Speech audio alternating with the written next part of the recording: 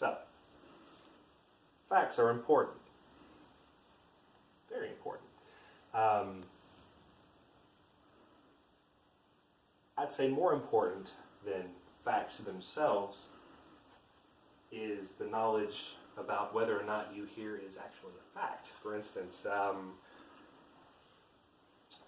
fresh fruit versus frozen fruit. Okay, so conventional wisdom tells us these days in the public cultural spectrum that fresh food is better. Fresh fruit is always better. The word fresh typically is synonymous with good in our collective consciousness. But in reality, fresh fruit, when it's picked, immediately begins losing nutrients. And that process continues unabated until eventually it spoils or is consumed. So you think it's picked, it's packed, it's placed on a truck, it travels, it sits on a store shelf until it's bought, all the while losing nutrient value. Frozen fruit, on the other hand, goes through the same process initially. It's picked, it does begin to lose nutrient value, but shortly after it's picked, it is processed and it is frozen. And that actually serves the purpose of stopping the nutrient loss process. Basically, what you would have lost through travel and shelf life is maintained almost indefinitely until you thaw it and consume it. So, fresh fruit is actually not more nutritious than frozen fruit. That is a fact. Another fact that we all heard growing up, I know I did, you lose most of your body heat through your head. So wear a hat, because that's where all your head heat goes from through your head, right? Okay, like you're a Coke bottle or something. So while it is true that you lose body heat through your head, it is also true that you lose an equal amount of body heat through any part of your body that is exposed in cold temperatures, meaning that, yes, it's important to wear a hat in the winter, but it's not like some catch-all for your body heat. It's not like if I go outside with a hat on and a wife beater, I'm cool, my arms will be cold, but at least my head, I'm keeping a lid on all my heat. No, that's not the case. So that's why you need to wear your gloves and your coat and your pants, hopefully, along with your hat. Please don't leave the house with just a hat on. So the basic logic, the basic idea that we got with both of those ideas, fresh fruit is better, you lose all your body heat through your head, that we define as misinformation. It's something that is presented as a fact, but is in reality not true or not completely true. And it's a problem. It's a continuing, growing problem in our country, actually in the world as a whole. Let me give you an example. Pizzagate, I'm sure you guys have heard about that. Enterprising gentleman frequenting conspiracy theory websites read a story about a pizza parlor holding children hostage for various nefarious, we'll just say, things.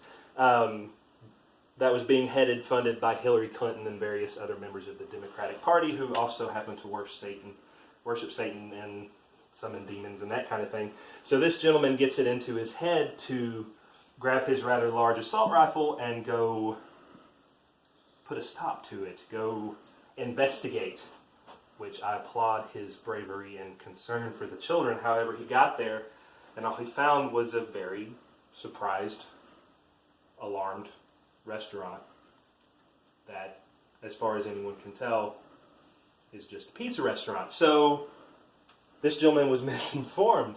It even affects public policy. We just had a now twice banned travel restriction that was attempted to pass through our national legislature that would limit immigration from these originally 7, then 6 Muslim majority countries that were considered to be terrorist factories, the hotbed of where this extremist ideology comes from. And while there is truth to the statement that there is extremism prevalent in those areas, no terrorist act ever committed in the U.S.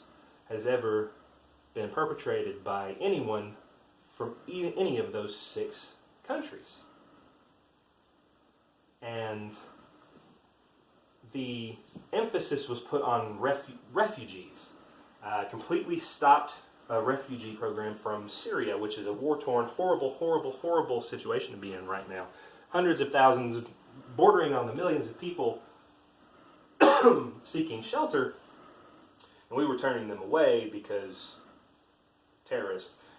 And that's about as much information as we got. So, but if you looked into it, refugee immigration accounts for a little less than 1% of our overall immigration rate. Okay? So, this misinterpretation that these countries bad, these people coming to our country bad, therefore we stop it, this was all based on a misinformed misinterpretation, deliberate or otherwise, depends on who you ask, of the truth. So, this all gets back to something I looked into, a theory I encountered on my search called the online misinformation theory. This was an article I read by Mr. Mac Haygood in the Culture Digitally website. We can look at a lot of things that have happened recently, the election of Donald Trump, just to be fair, on the other side of the fence, gay marriage.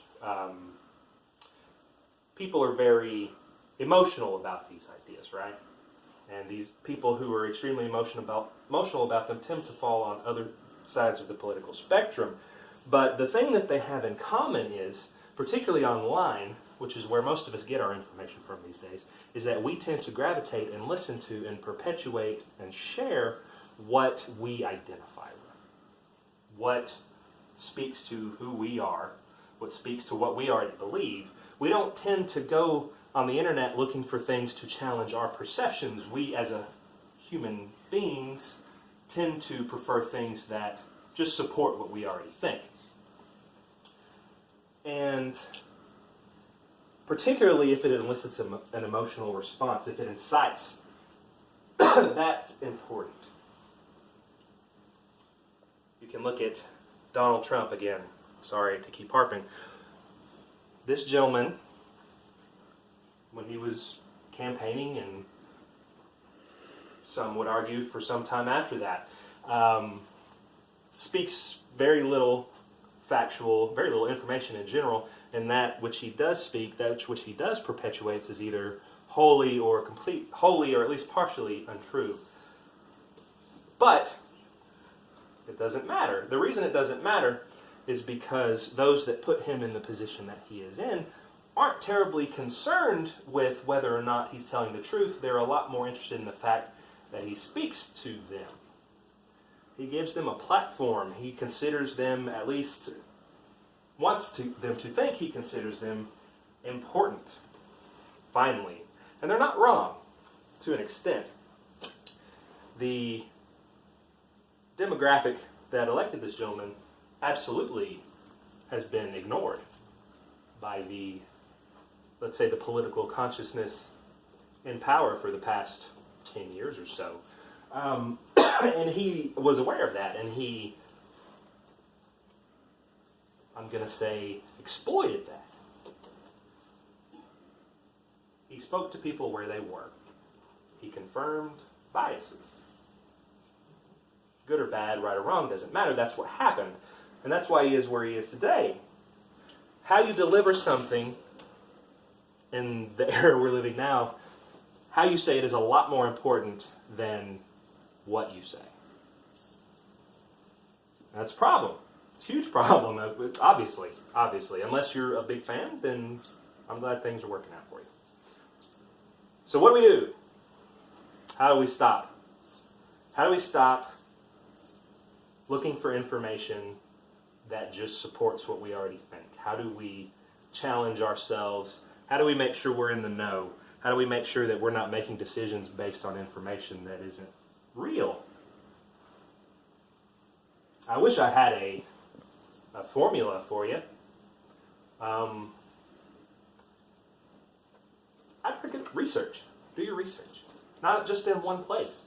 If you really, really like Fox News, okay, listen to what Fox News has to say, and then go find the polar opposite of Fox News and listen to what they have to say. And maybe you can find yourself somewhere in the middle, and you might make an informed decision or something close to it. But basically, just do your research. However you do it, however you want to do it, doesn't matter. Don't take anything anyone says, particularly on the television or on the internet, where people are paid to incite your eyeballs. People are paid every time you read something, and that's their main goal, is to get paid. And that means they got to make you look at their page.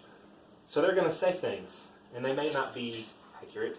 They may be accurate, but presented as, we'll call it spin. They may be spun in a way to make you think about it the way they want you to think about it, to color your perceptions.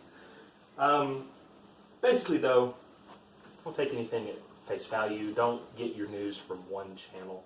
Don't get your news from one website. Listen to everything everyone has to say.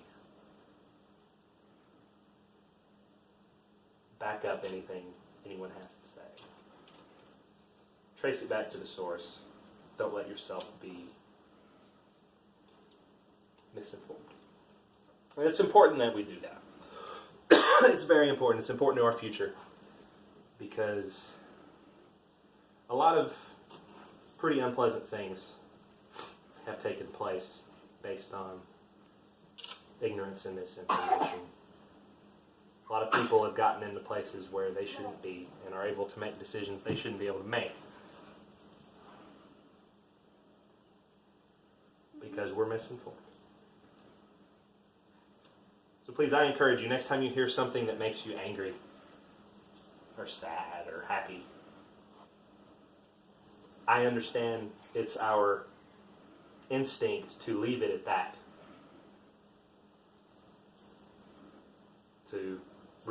I read this, it upsets me, I'm going to go talk to people about it. That I understand. But I would encourage you to look a little deeper. Google's a wonderful thing.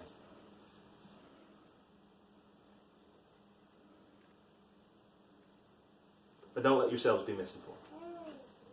Thank you for your time.